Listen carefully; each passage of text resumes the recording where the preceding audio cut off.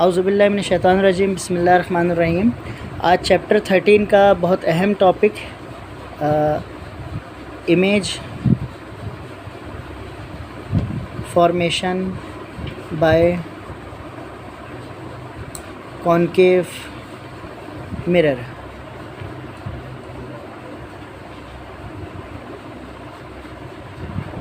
आज आपको सॉल्व करके दिखाते हैं image formation by concave mirror. पहले आपको इसकी इमेजेस ड्रॉ करना सिखाते हैं। तो छोटी सी सबसे पहले ये इसकी हर डायग्राम के अंदर हम सबसे पहले मिरर बनाएंगे। मिरर के लिए हम जो हैं वो लाइन ड्रॉ करते हैं और डायरेक्ट ऐसे निशान लगा देते हैं। तो ये हमारे पास कॉनकेव मिरर बन गया। ठीक है, ये हमने कॉनकेव मिरर ड्रॉ कर लिए। 1 2 3 4 टोटल 6 डायग्राम हमारे पास हैं। तो ये हमारे पास 4 हो गई। ठीक है, हर डायग्राम के अंदर एक स्ट्रेट लाइन होगी जिसे प्रिंसिपल एक्सिस कहते हैं। अब ये नाम आपने याद रखने हैं। प्रिंसिपल एक्सिस मिरर पे जिस पॉइंट के ऊपर जाता है इंटरसेक्ट करता है, ये पोल होता है। इस पॉइंट को पी कहा जाता है। ठीक है भाई, पोल से पहले के बाद जो होता है यहाँ पर एफ फोकस होता है और ये जो है ये सेंटर ऑफ कर्वेचर, जिसे शॉर्ट फॉर्म में कर्वेचर भी कहा जाता है। तो ये हमारे पास कर्वेचर हो जाता है। अब यानी मैंने सारी डायग्राम्स के अंदर ये चीज़ बना लेनी है। अब आप ज़रा देखें तो आपको भी थोड़ा सा याद हो जाएगा। ये पॉइंट क्या है? पोल। ये क्या है? फोकस। ये क्या है? कर्वेचर। तो अगर मैं यहाँ भी बनाऊँ तो ये क्या है? पोल, फोकस, कर्वेचर। और इस पे भी मैं आऊँ तो ये है पोल, ये है फोकस, ये है कर्वेचर। अच्छा जी, ये सब में हो गया। अभी 2 और बनाएंगे तो उसमें भी हम इसी तरह बनाएंगे, पोल, फोकस, कर्वेचर। अब हमने इमेज शो करना है। इमेज किसी न किसी ऑब्जेक्ट का होता है, बगैर ऑब्जेक्ट के इमेज नहीं होता। तो ऊपर की तरफ हम इस प्रिंसिपल एक्सिस में ऊपर की तरफ रखेंगे ऑब्जेक्ट और नीचे दिखाएंगे image. Object, image, object, image, object, image. ठीक है ना। तो अब अगर मैं सबसे पहला पॉइंट आपको सबसे आसान वाला करा देता हूँ। अगर मैं कोई ऑब्जेक्ट कर्वेचर के ऊपर रखता हूँ, ठीक है ना, तो उसका अगर ऑब्जेक्ट कर्वेचर के ऊपर रखा जाएगा तो इमेज भी कर्वेचर के ऊपर ही बनता है। ठीक है ना। अगर इमेज भी कर्वेचर के ऊपर ही बनेगा तो इसका मतलब है जिस साइज़ का ऑब्जेक्ट होगा उसी साइज़ का इमेज होगा, सेम इन साइज़। ठीक है ना। तो अब ये रेज़ जो हैं, एक हम यहाँ से गुजारेंगे और दूसरी जो है वो फोकस से गुजारते हुए यहाँ ले आएंगे और ये यहाँ पर ले आएंगे। ये एक एक्स्ट्रा इसके रे पास होने का इसमें तरीका है। ठीक है, प्रैक्टिस करेंगे ज़्यादा आपको समझ आ जाएगा कैसे जो है वो रे पास हो रही है। ठीक, तो ये एरो यहाँ से आ रहा है, ये यहाँ जा रही है और ये रे और फिर ये यहाँ से जा रही है। ठीक है, तो पहला पॉइंट हमारा क्या हुआ कि रे ऑफ लाइट तो पहला हमारा जो कॉनकेव मिरर की इमेज फॉर्मेशन है, तो हमने याद रखना है कि अगर ऑब्जेक्ट कर्वेचर पे हो तो इमेज कहाँ बनेगा? कर्वेचर के ऊपर ही। ठीक है ना। आंसर दें मुझे, कर्वेचर पे रखा है तो इमेज कहाँ होगा? कर्वेचर पे। सेकंड पॉइंट हम शुरू करते हैं। अगर कर्वेचर से पीछे मैंने ऑब्जेक्ट रखा हुआ है, ठीक है, कर्वेचर से पीछे रखा हुआ है तो कर्वेचर और फोकस के बीच में इमेज आएगा। कर्वेचर पे रखा है तो कर्वेचर फोकस से बीच में आएगा। तो अगर मैं कर्वेचर फोकस के बीच में रख दूँ तो कहाँ जाएगा? हाँ बिल्कुल, कोने पे नहीं कहेंगे, बियॉन्ड द कर्वेचर, उसके पीछे। क्योंकि देखें पीछे रखा है तो बीच में बना है, तो बीच में रखेंगे तो कहाँ बनेगा? पीछे बनेगा। ठीक है ना। तो अब इसकी जो है लाइंस ड्रॉ कर लेते हैं कि अगर यहाँ पर रखा हुआ है फोकस और कर्वेचर में तो ऐसे लाइन ड्रॉ होगी और ऐसे आ जाएगी। ठीक है, ऐसे ड्रॉ होगी, ऐसे आ जाएगी। और इसमें जो है इसमें भी इसी तरह होगा हमारे पास कि अगर जो है वो पीछे रखा हुआ है हमारे पास तो ये फोकस से पास होते हुए रे यहाँ पर आ जाएगी, लाइन इस तरह ड्रॉ हो जाएगी और ये वाली जो है पास होते हुए यहाँ पर आ जाएगी। ठीक है ना। ये लाइन ड्रॉ करने का ज़रा आप प्रैक्टिस करेंगे तो आपको इजीली समझ आ जाएगा।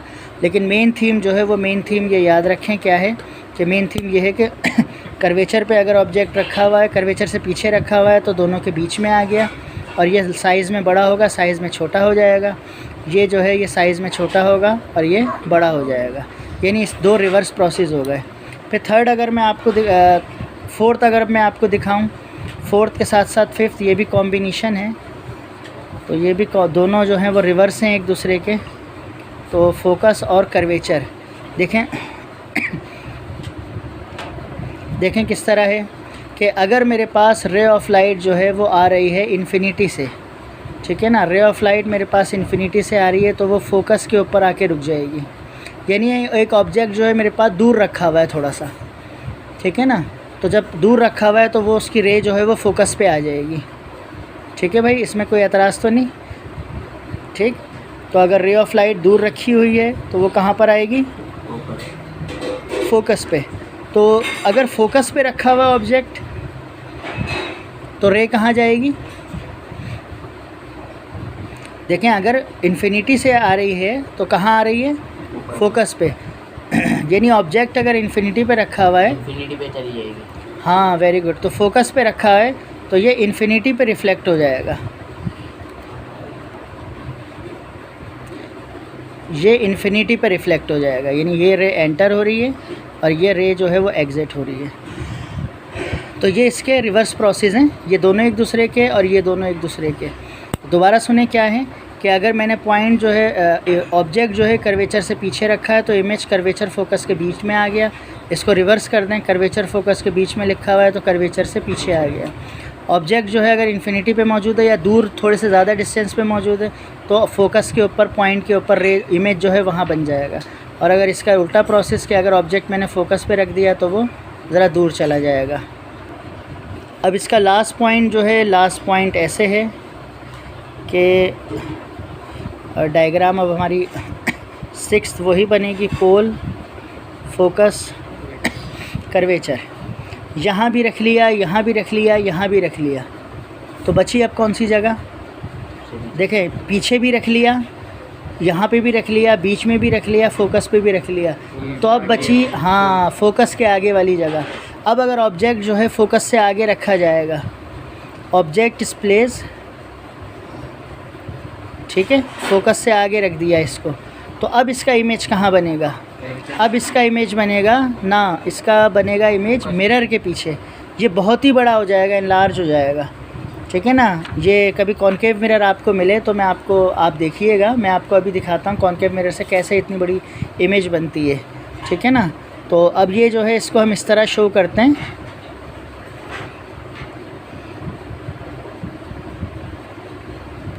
कि इसको हम यहाँ जाके बनाते हैं इसको, कि हम कहते हैं कि ये इतना इन साइज़ में इतना लार्ज हो जाएगा, ये इस तरह बनेगा जाके, ठीक है ना। फिर देख लें इसको मैंने कैसे बनाया है। मैं इस वक्त यहाँ पर मिरर के निशान नहीं लगा रहा, ये मेरे पास ऑब्जेक्ट रखा हुआ है फोकस पे, तो आप ये समझ लें कि यहाँ से लाइन ड्रॉ करेंगे ऐसे, इसको आसानी से बनाने का तरीका फिर यहाँ से करेंगे ऐसे, ठीक है, और इस लाइन को आगे ड्रॉ करें और इसको नीचे ड्रॉ कर लें। तो अब ये यहाँ ज्वाइन हो जाएगी, ये यहाँ ज्वाइन हो जाएगी। तो ये मेरा फोकस है, ये मेरा कर्वेचर है, ये मेरा पोल है, और ये रे जो है वो साइज़ में जो है लार्ज हो गए। कॉनकेव मिरर अगर आपको मिलेगा ना, आप उसे नॉर्मली अपना फेस देखेंगे तो आपको अपने चेहरे के जो है नाक कान सब बहुत बड़े बड़े नज़र आएंगे। तो वो कहाँ इमेज बन रहा है जो बड़े बड़े नज़र आएंगे? शीशे के आगे तो आप हैं कॉनकेव मिरर के, तो इमेज इतना बड़ा कहाँ बन रहा है? तो हम उसे डिफ़ाइन करने के लिए कहते हैं कि बिहाइंड द मिरर, मिरर के पीछे बना हुआ है इतना लार्ज, हालांकि वो आंखों में ही नज़र आ रहा होता है, ठीक है ना। तो ये हमारे 6 बहुत अहम पॉइंट हैं, ठीक है ना। इसमें अब हमने बस ये याद रखना है कि इमेज रियल बनता है, किसी में इन्वर्टेड बनता है, किसी में लार्ज बनता है। साइज़ ऑफ मिरर को जो है वो एडजस्ट करना है। अच्छा भाई, सबसे पहले हमने इसको डिस्कस किया। अब इसमें क्या होगा जब कर्वेचर पे है तो इमेज जो है रियल बनेगा, इन्वर्टेड बनेगा और इक्वल इन साइज़ बनेगा, ठीक है। ये मैंने आपको रिपीट कर दी बात, ठीक है। उसके बाद हमने कहा कि कर्वेचर से पीछे अगर हमने रखा हुआ है तो इसमें भी इमेज रियल बनेगा लेकिन इन्वर्टेड बनेगा। इन्वर्टेड मीन उल्टा होता है, वो नज़र तो वैसे ही आता है लेकिन उल्टा हो जाता है। इन्वर्टेड बनेगा और सेंटर ऑफ कर्वेचर से जो है वो इमेज जो है सेंटर ऑफ कर्वेचर पे रखा हुआ ऑब्जेक्ट जो है उसका इमेज कर्वेचर और फोकस के बीच में आ जाएगा, ठीक है। उसके बाद जो इसका रिवर्स केस है,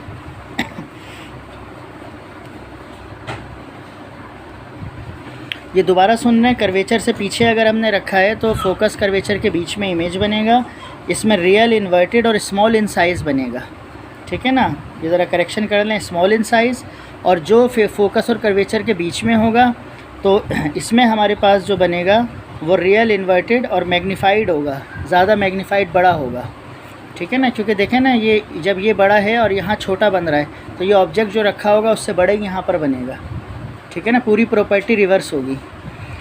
उसके बाद जो ये वाला पॉइंट है अब हमारे पास कि इसमें भी जो फोकस के ऊपर पॉइंट आकर हमारे पास जो है रे जो आ रही है, इसमें भी इन्वर्टेड होगा, रियल इमेज होगा, इन्वर्टेड होगा और मैग्नीफाइड होगा ये भी, ठीक है।